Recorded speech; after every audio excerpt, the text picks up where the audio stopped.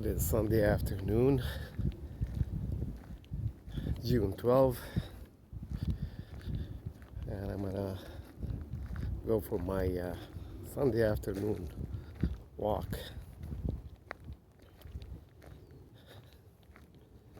Just enjoying nature and the sun and the outdoors in general.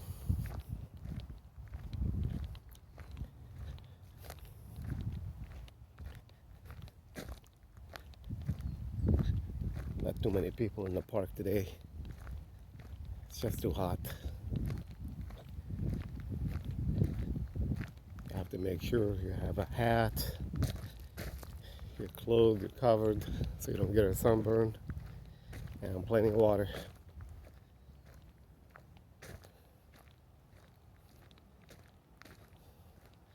I freeze my water before I go on walks. Put a couple of bottles in the freezer the night before. This way, if I walk for an hour, hour and a half, they stay cold. And by the time I'm done, I probably went through a bottle and a half, maybe 2 bottles. But they stay cold. Because in this hot sun, they just, they don't stay cold for very long. Maybe a couple of hours.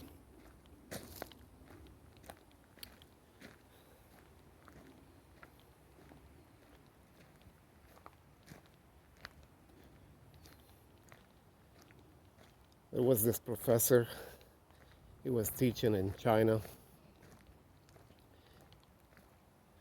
He moved to China in order to teach English, and for a few years. His students kept talking about this Shaolin monk in their village and how everybody likes him, people love him, everybody praises him. He helps people, he solves their problems, he practices Chinese medicine, herbal medicine, he knows Shaolin Kung Fu, all around a nice guy. People always seek him, seek his wisdom for advice and anything in general. So the professor decided to pay him a visit, to interview him, to pick his brain. And the monk agrees. So they sit down, and the professor goes, he starts his questioning. He goes, so tell me about Buddhism. And the monk says, well, Buddhism, came out of India, and right away the professor cuts him off. He goes, yeah, I know. Siddhartha Gautama, they awakened, and it's the 4th or the 5th largest religion in the world, on and on.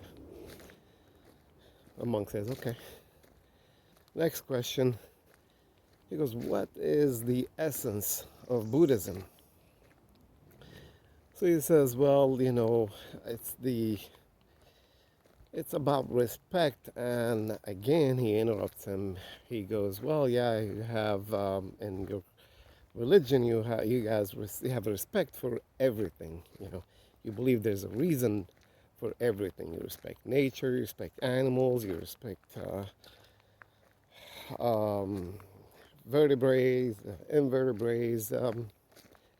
Everything has a reason to be. He goes, okay. So then he asks them, what is considered a miracle in Buddhism? And the monk responds. He goes, well, miracle is in everything. And again, the professor cuts him off, and he goes, well, yeah, I know. You guys believe in it. It, whatever that is the miracle, is the reason for the creation. The tree is a miracle. The seed is a miracle. You plant a seed, it becomes a tree. The tree produces fruits, which we eat from, and nourishes our bodies. On and on and on.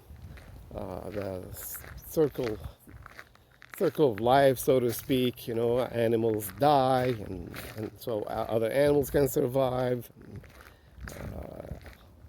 Some animals eat other animals, so that there is a wisdom in everything in nature. It that exists in nature is the miracle. At this point, the monk goes, would you like to have some tea with me? The professor says, sure. He boils some water, throws some tea leaves in it, and gives him a cup, and he starts pouring. And he pours, and he pours, and he pours. The glass gets filled, but he doesn't stop pouring. And before you know it, it's overflowing, it's spilling all over the place, and he goes, stop, stop, stop. What is wrong with you? Are you crazy? He goes, what? He goes, can't you see the cup is full, it's spilled all over me, burnt my hand, it's all over the table, all over my nice clothes. What is wrong with you? So the monk goes,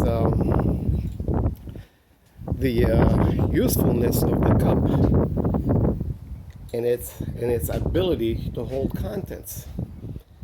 So when it's empty, it's useful. You can fill it with all kinds of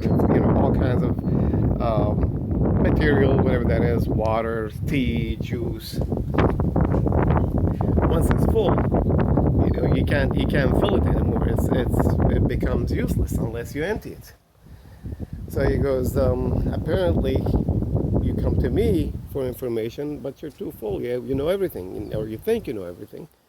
You have no need, to ask me anything. But if you do want to learn, I'll be happy to teach you, but you have to empty your cup. So, empty your cup, my friend. You'll be amazed what you might learn. Those who think they know everything, they know very little. And it's just a matter of being open-minded and listen to others, even if they know the answer, even if they have the information already. There's always something new to learn. Empty your cup. Take care.